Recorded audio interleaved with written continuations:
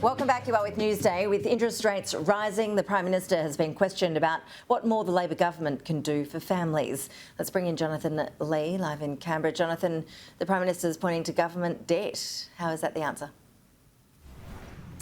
Well, Ash, the Prime Minister today is out meeting with those flood-affected families in the Nepean and the Hawkesbury. But once this flood disaster passes, we certainly will go back to focusing much more on the cost of living pressures. We had the Reserve Bank lifting interest rates another 0.5% yesterday. And the questions will continue to be asked of the new Prime Minister, what he's going to do to help struggling families, especially considering he spent so much time talking about those families during the last election campaign.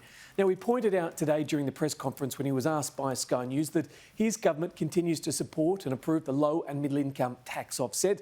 He also said there will be some more support when it comes to childcare for some families. But he's ruled out clearly again extending the fuel excise, which has seen the cost of petrol come down a small margin at the Bowser. And today he spoke explicitly about government debt, in effect saying his hands are tied and there's little his government can do to assist. We've inherited $1 trillion of debt. That's the reality. Our balance sheet are worse than state and territory governments. That's what's there. We can't do everything that we would like to do because in the long run, if we don't do something about improving the fiscal position of the budget, then the impact on households will just flow on down the track.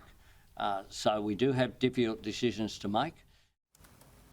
It is certainly a different tact and a different narrative than perhaps we saw during the election when we had both sides of politics talking about helping families. Neither of them really said there's little we can do because of the debt, but that is certainly something we can expect to see. Mr Albanese also knows, Ashley, that the more money he pumps into the economy to help people ends up working against what the Reserve Bank is trying to do in taking money out. The Reserve Bank wants to stop people spending. They're both pulling different levers at the moment, but a Prime Minister saying that doesn't necessarily, as you know, play very well in the community. So it's hard for both sides here to work in trying to reduce inflation.